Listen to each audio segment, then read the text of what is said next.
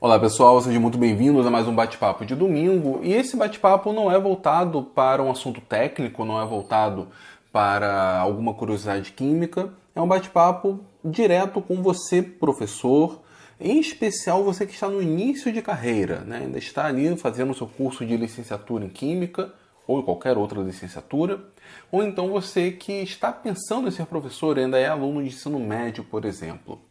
Vamos falar um pouco sobre as dificuldades que você vai encontrar no meio do caminho. Eu acho que é válido a gente ter esse tipo de diálogo. Bom, a primeira dificuldade que você vai se deparar é quando um membro da sua família, por exemplo, algum amigo seu, vai chegar para você e vai falar assim: olha, você é uma pessoa tão inteligente, podia fazer qualquer coisa. Quer mesmo ser professor? Eu já ouvi isso várias vezes, não sei se você já ouviu, mas eu acredito que sim. Mas assim, embora seja uma frase não muito adequada, né? Não é legal você ouvir isso, pense que a pessoa que está te falando isso é alguém que quer o seu bem. Ele acha, com base em tudo que é mostrado, por exemplo, na mídia, que a carreira docente talvez não seja uma carreira muito compensatória. Não seja compensatória financeiramente, você vai ficar muito estressado, talvez venha desenvolver alguns quadros de doenças. Ele sabe muito bem que a carreira de professor é desafiadora. Ele está te dando um conselho. Mas, ok, realmente não é uma coisa muito legal de se ouvir, mas não fica com raiva dessa pessoa, não fica chateado não, porque muito provavelmente ela quer o seu bem. Tanto é que essa frase geralmente vem dos seus pais, de algum parente mais próximo ou de algum amigo bem próximo. Bom, passado então isso, né, você entendeu que você quer ser professor, iniciou lá seu curso de graduação. Se for um curso de licenciatura em Química em uma universidade pública, você vai ter algumas dificuldades, vai gastar ali algumas horas tentando entender como funciona o mecanismo, interpretando alguns espectros, aprendendo sobre análise instrumental. Não é um curso fácil.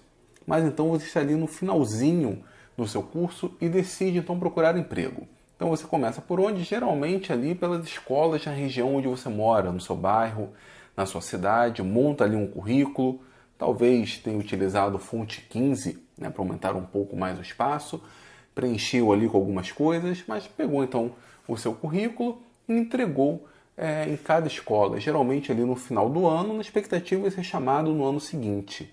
E aí você percebe que você não é chamado. Você distribuiu 20, 30 currículos, nenhuma escola te chamou. Aí você olha para o lado, você vê um colega seu que está dando aula em uma determinada escola, também ali na sua região. Aí você pergunta a ele: olha, como você conseguiu esse emprego? Ah, então, aqui tinha um professor, esse professor teve que sair, ele era meu conhecido e acabou me indicando. E aí, por mais que você já tenha ouvido isso antes, você vai ter certeza de que para se dar aula em escolas, principalmente escolas pequenas, escolas privadas pequenas, você só consegue entrar lá através de indicação.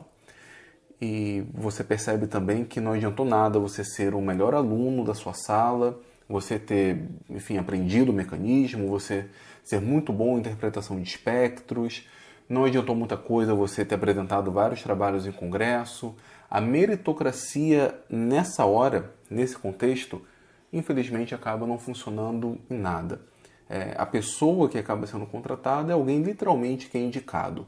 E deixa eu compartilhar com vocês uma experiência ruim que eu passei. Eu estava ali no meu último período, quase me formando, deixei currículo em várias escolas, como sempre fazia no final do ano, mas uma me chamou.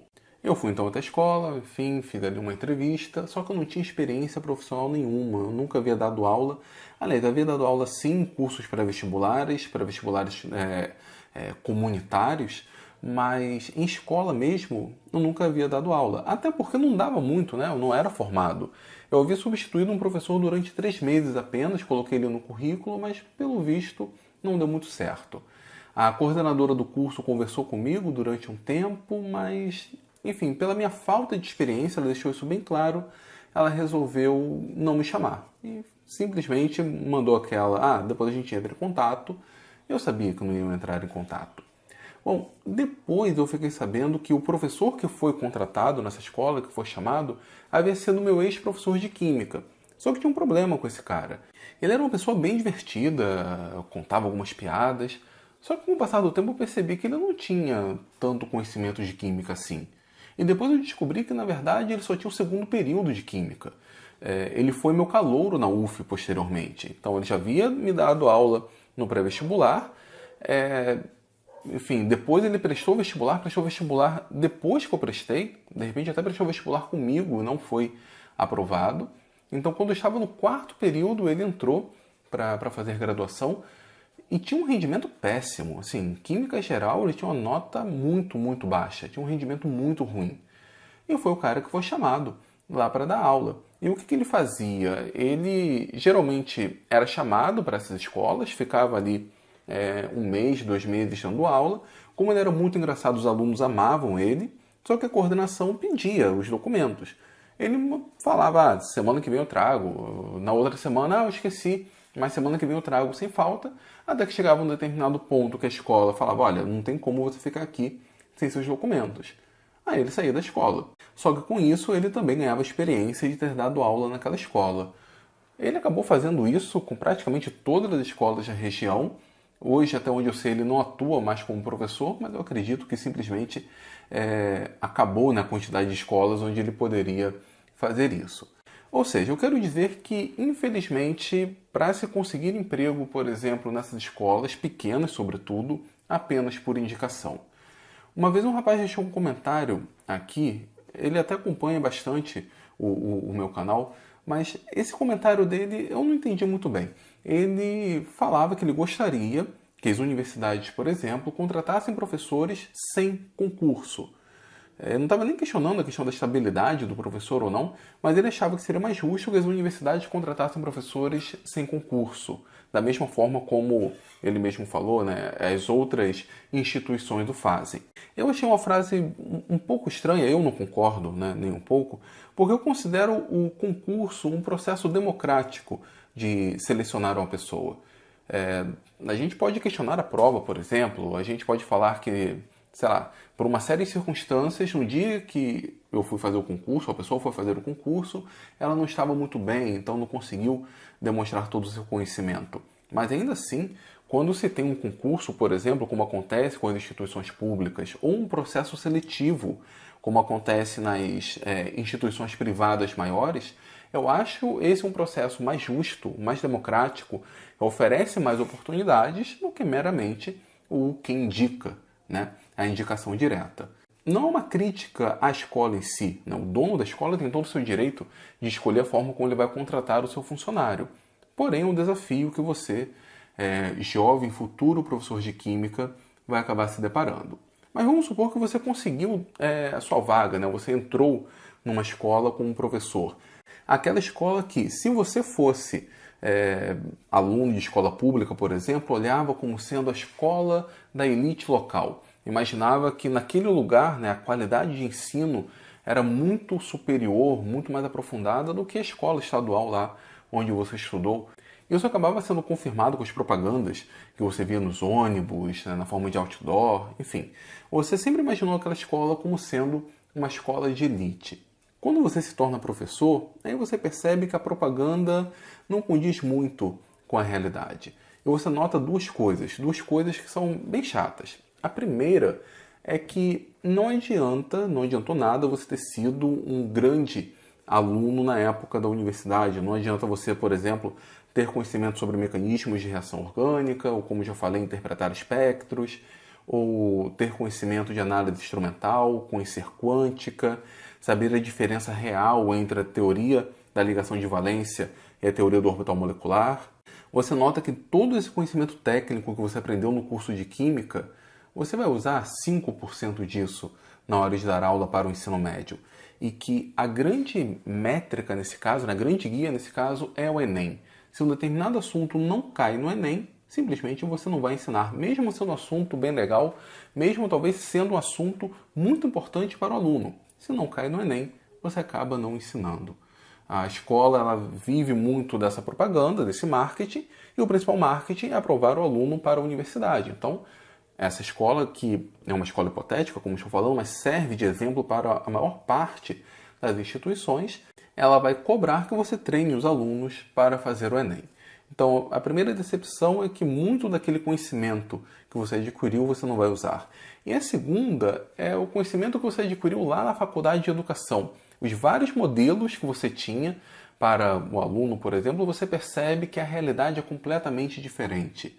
E assim, em sala de aula você vai ter que utilizar algumas estratégias que você vai ter que desenvolver, própria para cada turma, que não tem praticamente nada a ver com o que é estudado lá na faculdade de educação.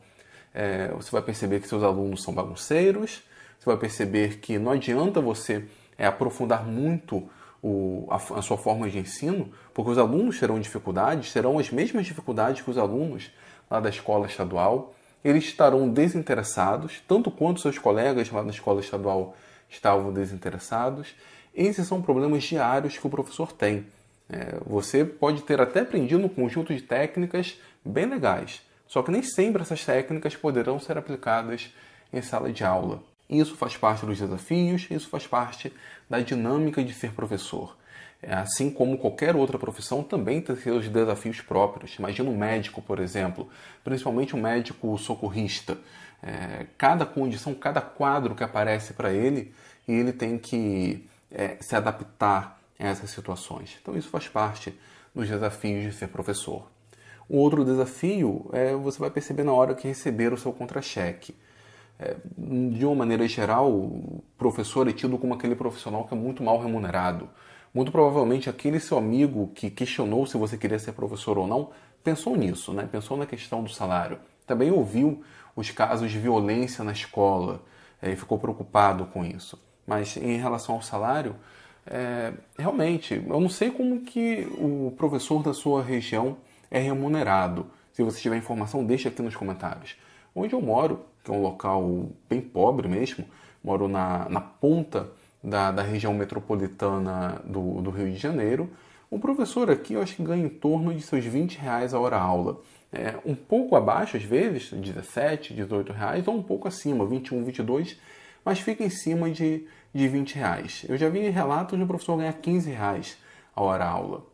Aí com isso alguns podem dizer assim, tá bom, né? O professor não produz nada mesmo, o que ele está ganhando já está bom. Eu já ouvi um comentário desse tipo feito por alguém minimamente acéfalo. Outros vão falar que, olha, estamos num período de crise, tá bom demais, você deveria estar feliz, afinal, fulano está desempregado, ciclano está desempregado. Só que eu acho que as coisas não devem ser olhadas dessa maneira, não.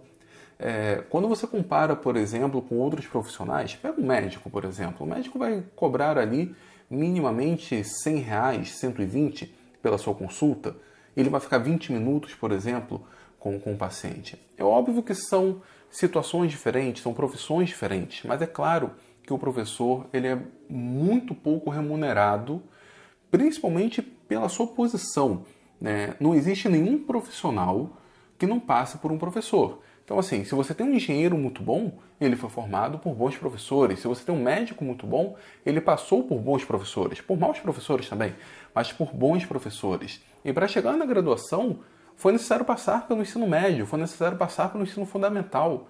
Ele teve toda a sua carreira construída graças ao trabalho dos professores. Então, o professor não pode ser uma profissão secundária, como muitas pessoas têm em mente e como muitas pessoas hoje em dia estão atacando. Mas ainda assim nós temos um problema sério do salário. Na minha região, como falei, fica em torno ali de R$ 15 a R$ 20 a hora-aula. Quanto é na sua região? E um outro parêntese aqui. Por mais que o professor não tenha uma remuneração considerada justa, não significa que o professor tenha um salário de fome, ou o professor seja uma pessoa miserável. O professor ele vai conseguir ali com seu salário médio pagar suas contas sim, ele vai conseguir ter uma vida digna, provavelmente ele vai ter um carro, que vai ser meio complicado colocar gasolina a quase R$ 5, mas sim, ele vai ter ali o seu carro, ele não vai conseguir ir para Disney, mesmo quando o dólar era 1,80, mas ele vai ter sim ali sua vida digna, sem passar por grandes dificuldades. Muitas pessoas têm a ideia de que o professor realmente tem um salário de fome, um salário miserável. Não é o caso. Então, se você está pensando em seguir essa carreira agora, não é isso o que costuma acontecer. Mas sim, quando você comparar com outros profissionais que estudaram tanto quanto você, a sua remuneração realmente é muito mais baixa. Agora, depois de falar tudo isso, a pergunta que vem é, vale a pena ser professor? Bom, primeiro de tudo, que quem deve responder essa pergunta é você. Mas eu sou sou professor há mais de 15 anos. Muito do que eu falei com vocês agora, eu passei por isso. E eu diria que sim, vale a pena ser professor, vírgula, desde que você realmente queira ser professor. Ou seja, se você tem o desejo de ser professor, se você entende a sua posição na sociedade para ajudar a fazer uma sociedade melhor, apesar de todos esses problemas, apesar de novos ataques que a gente acaba recebendo, pessoas que querem menosprezar a carreira do professor, apesar de tudo isso, se você quiser ser professor, seja um professor, seja um bom profissional e faça um bom trabalho no ensino médio, no ensino fundamental, na graduação, no ensino técnico. Se possível, tente inovar um pouco, porque se você fizer a mesma coisa que todo mundo, você vai ser tratado da mesma maneira que todo mundo. Então, uma lógica de mercado é se você inovar, se você conseguir alguma coisa ali fora do padrão, você pode também ter ali um diferencial. Porém, se você quiser ser professor como segunda opção, apenas se nada der certo, você vai acabar sendo professor. Se você se tornou professor porque não conseguiu um emprego na indústria, por exemplo, como químico, aí, meu caro, você vai ter algumas dificuldades. Porque todos esses problemas que eu apresentei, você vai ter. Agora, a diferença é que aquele que quer ser de fato professor, que é apaixonado por sua carreira, ele vai acordar cedo mais animado, enfim, no final de semana vai estar cansado, mas ele vai ter um ânimo maior para encontrar seus alunos, para tentar melhorar a vida deles. Se você está sendo professor como segunda escolha, você vai empurrar isso com a barriga, vai arrastar isso, e isso vai fazer muito mal a você e também aos seus alunos. Afinal, um professor que não está estimulado a dar aula, que não quer dar aula, vai dar uma aula muito, muito mais ou menos mesmo, e os alunos sairão prejudicados. Bom, pessoal, era isso que eu queria falar com vocês nesse domingo. Só para deixar claro, caso fique alguma dúvida, tudo isso que eu mostrei para vocês não é para te desestimular. Pelo contrário, é para mostrar a vocês a realidade, principalmente para você, futuro jovem professor. Mas essas dificuldades estão presentes em todas as profissões. Se você quiser ser um engenheiro, você vai ter um conjunto de dificuldades. Se você quiser ser médico, você vai ter um outro conjunto de dificuldades. Essas são algumas dificuldades que estão presentes na carreira do professor de Química. Inclusive, se você quiser adicionar alguma outra, deixe aqui nos comentários para poder enriquecer mais esse vídeo. Tá certo, pessoal? Então, muito obrigado e não se esqueçam, gostaram desse vídeo, gostaram desse padrão, deixe seus comentários, deixe o seu like, compartilhe e se inscreva no Universidade da Química. O YouTube não está ajudando a Universidade da Química, então eu conto com o seu apoio. Tá certo, pessoal? Então, muito obrigado e até o próximo vídeo.